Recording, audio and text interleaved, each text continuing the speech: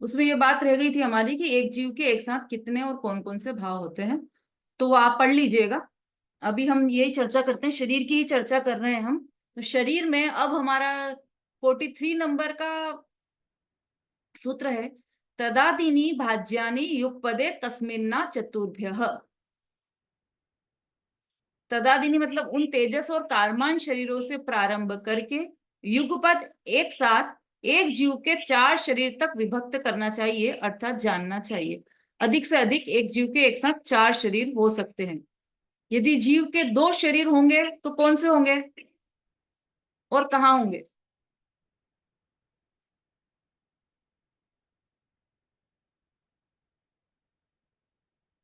समता भाभी। तेजस और कारमान विग्रह। बहुत अच्छा। 3 होंगे तो कौन से होंगे सुषमा जी? तेजस कार्बन औदारिक या तेजस कार्बन वैक्रियक। ठीक है। 4 शरीर होंगे तो कौन से होंगे लतिका जी? औदारिक, आहारक, तेजस और कार्बन, या फिर औदारिक, वैक्रियक, तेजस और कार्बन। आहारक और वैक्रियक एक साथ नहीं। नहीं नहीं नहीं, फिर से बोलिए आप।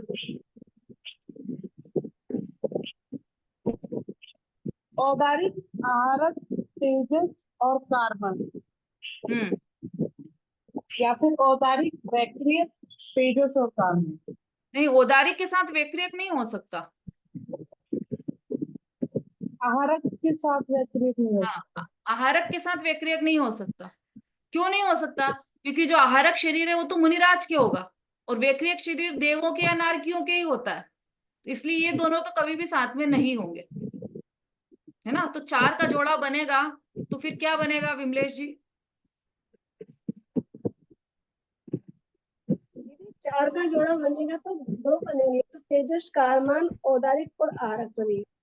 और ये तेजस कारमान औदारिक और ये जो वैक्रिक बनेगा ये लब्धि वाला बनेगा, जिनको लब्धि प्राप्त होगी। किसकी लब्धि? औदारिक के साथ जो हाँ, विक्रिया विद्याधारी मुनिराज जो होंगे उनकी बनेगी। हाँ, तो फिर उनकी आहारक रिद्धि भी होना चाहिए, दोनों रिद्धि होगी तब काम चलेगा। ठीक है, ऐसा ले सकते हैं। वैक्रियक, पर वो वैक्रियक शरीर नहीं है, वो विक्रिया रिद्धि है, ये बात ध्यान में रखना। मुनिराज के हाँ, वैक्रियक शरीर नहीं होगा, विक्रिया रिद्धि होगी। क्या रिद्धि? तो शरीर तो फिर वो 4 वो ही हुए। किसका है भाई? अनम्यूट म्यूट कर लीजिए, बहुत तेज आवाजें आ रही है। अब कारमान शरीर की विशेषता, निरूपभोग मंत्यम, इस प्रकरण का ये अंतिम सूत्र है। नहीं, अच्छा और भी है। कारमान शरीर की विशेषता क्या है? निरूपभोग मंत्यम, अंत का कारमान शरीर उपभोग रहित होता है। इंद्रियों द्वारा शब्दादिक के ग्रहण करना सो उपभोग है, और विग्रह गति में जीव के भावेंद्रियां होती है, वहां जड़ इंद्रियों की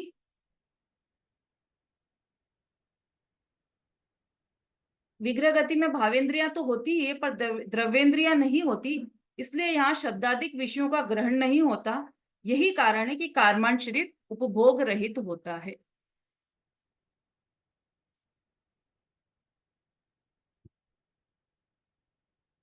है ना। अब इसमें प्रश्न ये उठा था कि तेजस शरीर भी तो निरूपभोग है, उसको क्यों नहीं लिया यहाँ पर? इसका उत्तर भी दिया था, वो अपन ने क्लास में पूरा डिटेल में लिया है कि जो तेजस शरीर है वो तो किसी भी योग का भी कारण नहीं है, और कारमान शरीर तो योग का कारण है, जो अपन ने पिछले सूत्र में पढ़ा था।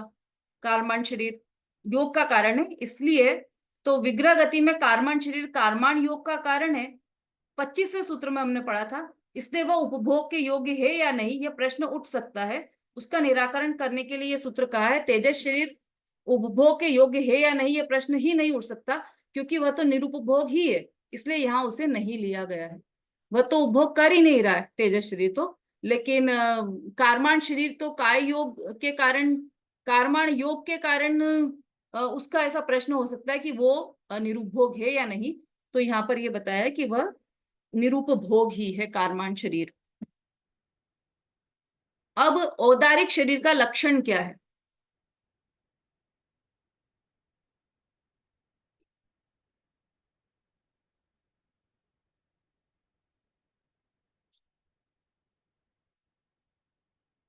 हम्म किस जन्म में कौन सा शरीर ग्रहण करते हैं, हम धारण करते हैं, वो भी बात है यहाँ पर।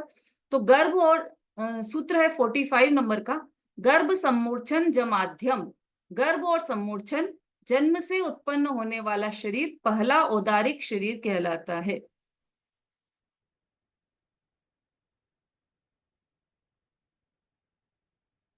मतलब औदारिक शरीर धारण करने वाले जीवों का गर्भ या सम्मूर्छन जन्म होता है। वैक्रिक वैक्रियक शरीर वाले देव और नारकियों के उपपात जन्म होता है, ये अगले सूत्र में आएगा। इस सूत्र में क्या बताया कि जिनका भी जो भी औदारिक शरीर धारण करने वाले हैं, उनका जन्म या तो गर्भ जन्म होगा या सम्मूर्छन जन्म होगा।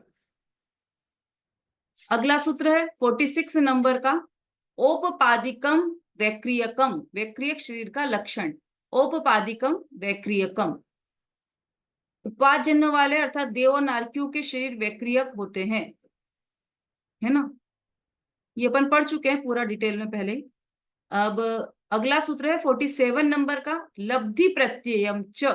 देव और नारकियों के अतिरिक्त दूसरों के वैक्रियक शरीर होता है या नहीं, ये बड़ा यक्ष प्रश्न होता है ना। बहुत कंफ्यूजन रहता है हमें कि केवल देव और नारकियों के ही वैक्रियक शरीर है या और भी किसी के हो सकता है। ये प्रश्न बहुत बार किया जाता है, उसका उत्तर दे रहे हैं यहाँ पर कि वैक्रियक शरीर लब्धि नैमित्तिक भी होता है। वैक्रियक शरीर लब्धि से भी प्राप्त हो जाता है ना। इसका टीका में भी हमने पढ़ा था, वैक्रियक शरीर के उत्पन्न होने में रिद्धि का निमित्त है।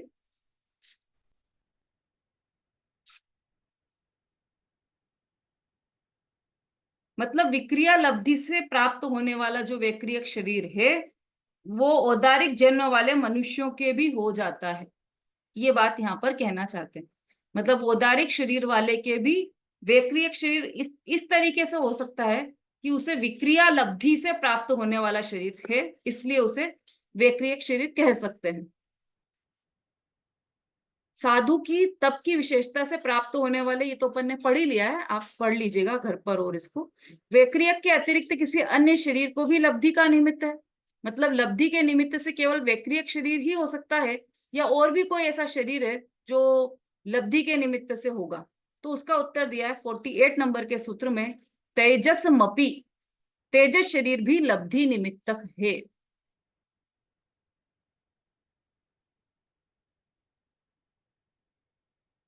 अब इसमें तेजस शरीर के भेद बताए थे और इसके चार्ट भी बनवाए थे, किसी को ध्यान है?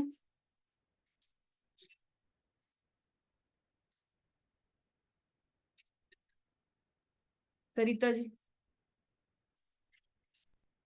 दीदी, तेजस शरीर के दो भेद होते हैं, अनिशरण और निसरण। हाँ, फिर? तो अनिशरण होता है तो वो शरीर को कांति देता है और सभी संसारी जीवों को होता है।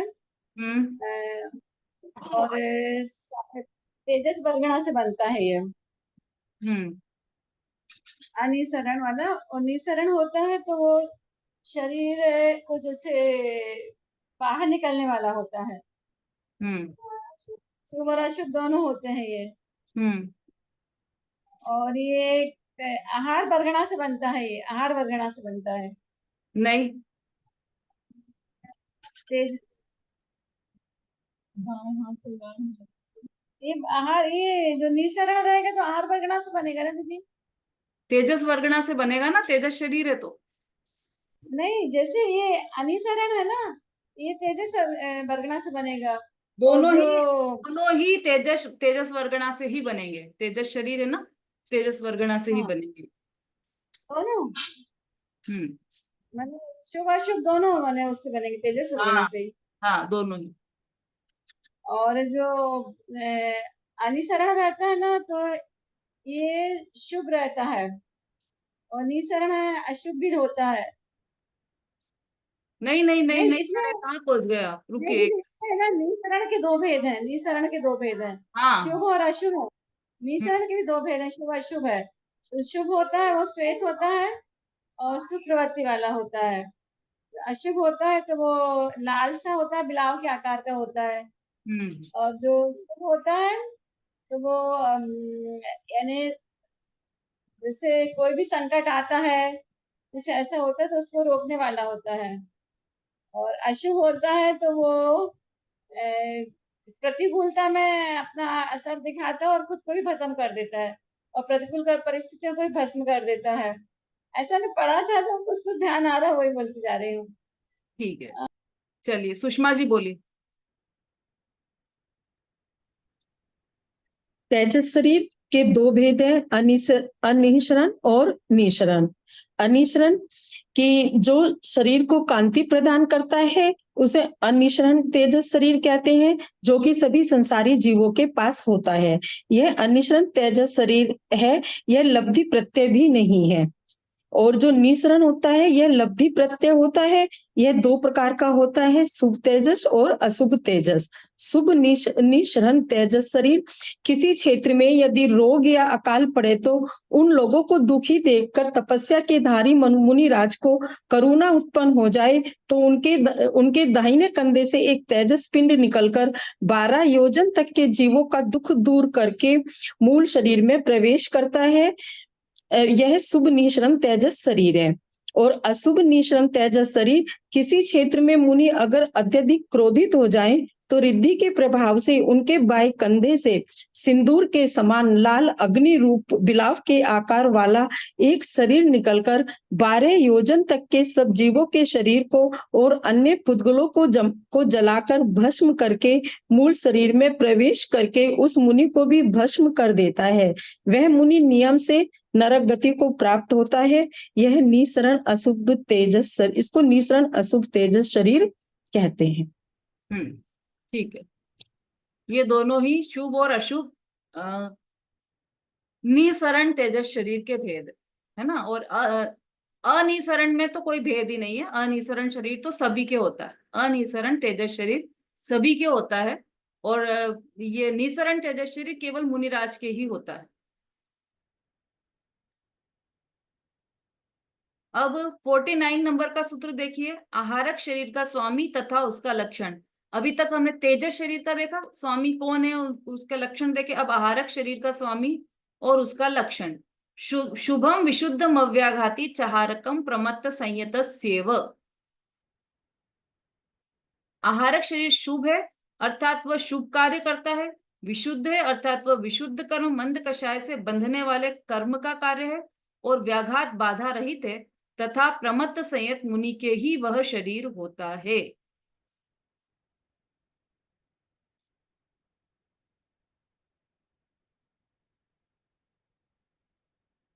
चलिए अभी एक प्रश्न आपसे पूछती हूँ, द्विपायन मुनि का कौन सा शरीर था?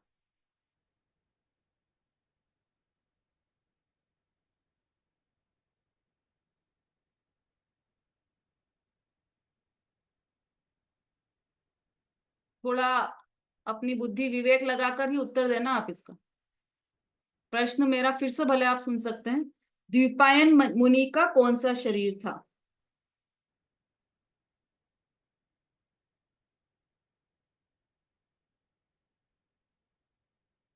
हाँ, जो मुझे वीडियो पर दिखाई दे रहे हैं मैं उन्हीं से पूछ पाऊंगी, क्योंकि उन्हीं को प्रेफरेंस दे सकते हैं ना जो वीडियो पर है।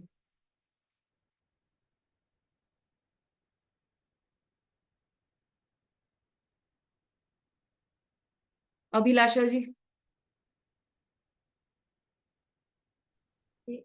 और आहार वर्गणा वाला औदारिक शरीर था दीदी। ठीक है, उषा जी। दीदी अशुभ तेजस्व शरीर था। अच्छा, भाई दो अलग अलग उत्तर आ गए हैं। और कौन बताएगा? संगीता जी बोलिए। दीदी अशुभ तेजस तो पुतला निकला था उनके बाएं कंधे से। उनका शरीर तो मतलब औदारिक, तेजस, कारमान और आहारक 4 शरीर थे उनके। 4। जी दीदी, पक्का? पक्का। चलिए, विमलेश जी बोलिए।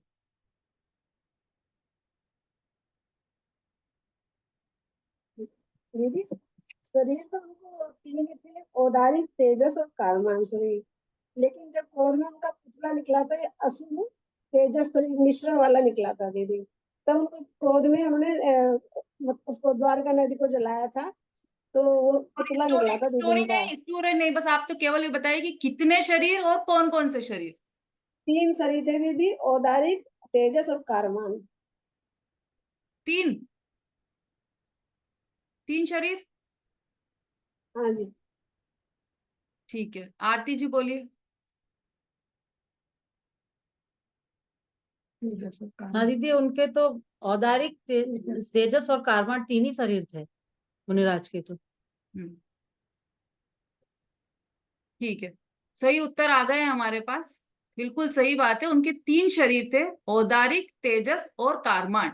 अब जिसने केवल संगीता जी ने भी बहुत अच्छा उत्तर दिया, जिन्होंने केवल तेजस शरीर बोला है, तो केवल तेजस शरीर तो होगा नहीं। मैंने पूछा था कि कौन कौन से शरीर हैं उनके, तो फिर आपको सभी बताना था। मैंने पूछा था द्विपायन मुनि का कौन सा शरीर है, तो आपको उनके पास जितने शरीर हैं वो सब बताने थे। पर सभी लोगों ने, करीब करीब सभी लोगों ने बहुत अच्छा जवाब दिया है। चलिए, अब ये थोड़ा थोड़ा अपना इसमें उपयोग सूक्ष्म करके आप स्वाध्याय करते जाइएगा।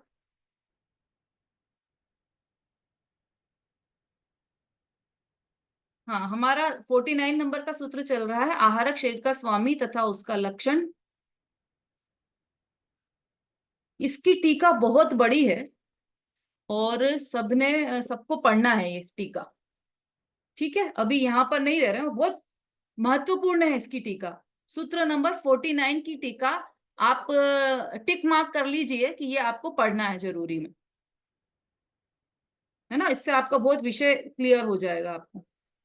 अब हम 50, चलो अब कल ही लेंगे हम ये 4 सूत्र, 50 से लेकर 53, कल 4 सूत्र होंगे। और कल ही आपको विषय डिस्ट्रीब्यूट किए जाएंगे, फिर तब आप अपने अपने नाम भी लिखवाइएगा। कोई प्रश्न है क्या उषा जी? दीदी फिर शरीर दीदी उनके तीन होंगे कि चार होंगे? चौथा कौन सा? हाँ वही तो मैं पूछ रही थी, संगीता जी ने चार बोला था ना। हाँ नहीं, वो 3 है, क्योंकि आहारक शरीर नहीं है वहां पर, इसीलिए संगीता जी का भी पूरा ठीक नहीं है। लेकिन उन्होंने हाँ औदारिक और तेजस और कारमान शरीर को भी लिया है ना साथ में, इतना उनका सही था। लेकिन औदारिक शरीर तो है ही वहां पर, और तेजस और कारमान भी है। और तेजस में भी तेज उनके निसरण और अनिसरण दोनों ही है, ये बात हाँ ध्यान में दोनों। रखने योग्य है ना। हमारे पास कौन सा तेजस शरीर है कि अनिसरण तेजस शरीर है, लेकिन उनका अशुभ निसरण तेजस शरीर भी है, द्विपायन मुनि का। सर तो कितने हो गए? 3 ही हुए ना शरीर तो, औदारिक, कितनी हुई? तेजस और औदारिक, कारमान। कारवा। ठीक।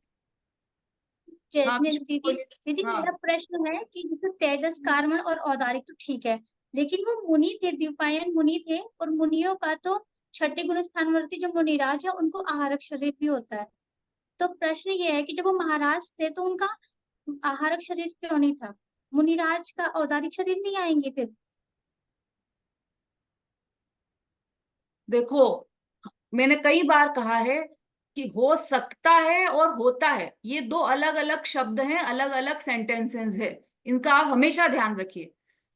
हर मुनि, हर भावलिंगी संत को आहारक शरीर हो ही हो, यह नियम नहीं है।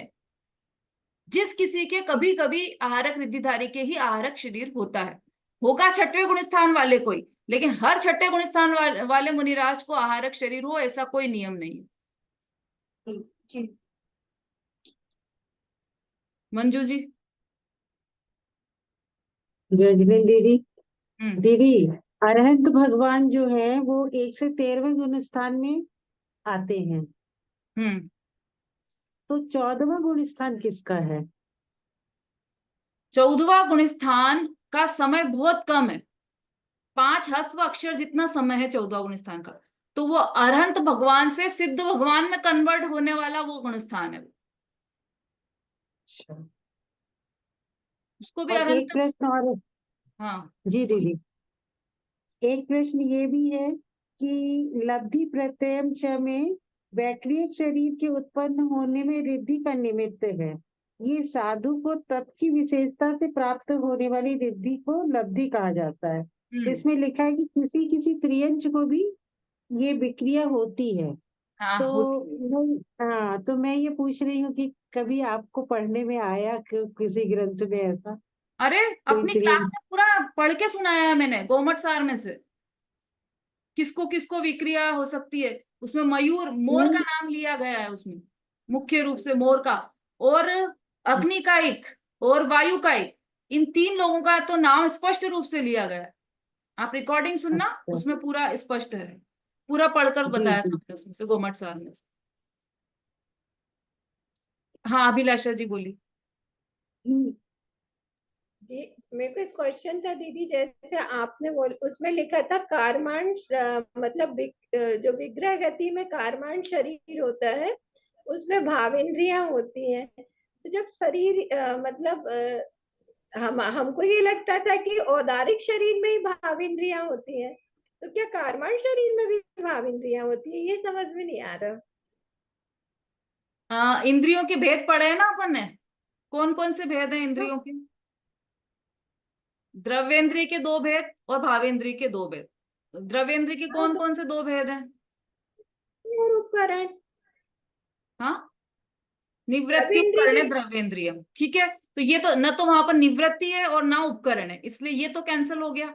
अब भावेंद्रिय में भावेंद्रिय के कितने भेद हैं, कौन कौन से हैं? लब्धि और उपयोग। लब्धि और उपयोग। तो उपयोग का क्या अर्थ है कि ज्ञान दर्शन रूप व्यापार वो वहां पर भी चल रहा है, रुका नहीं है ज्ञान दर्शन रूप व्यापार उनका, विग्रह गति में भी ज्ञान तो चल रहा है ना। एक समय के लिए भी ऐसा नहीं हो सकता कि जीव ज्ञान का व्यापार नहीं कर रहा हो।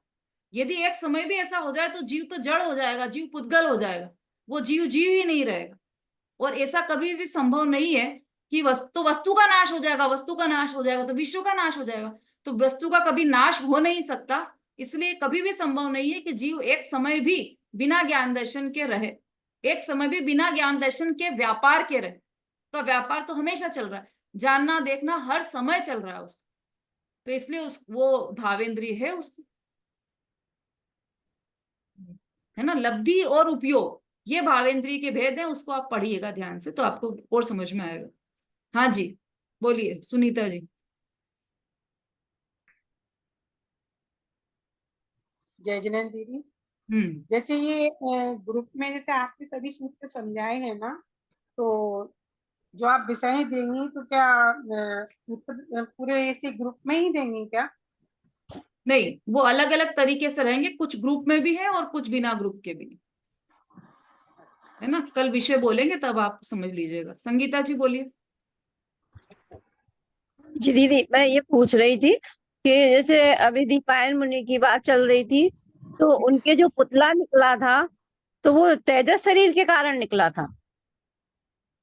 हाँ अभी ये बताया, अशुभ निसरण तेजस शरीर था उनका, मतलब वो जो पुतला अच्छा निकला है वह अशुभ निसरण तेजस शरीर का पुतला निकला है। उसकी लंबाई चौड़ाई उसका कलर सब कुछ बताया है अभी यहाँ पर, है ना। ठीक है, समय हो गया है, जिनवाणी स्तुति ले लेते हैं हम। जावाणी के ज्ञान से सूझे लो कालो, सोवाणी मस्तक नमु सदा देत हूँ ढो। बोलिए जिनवाणी माता की जय हो। आचार्य उमा स्वामी की जय। महान जैन धर्म की जय हो।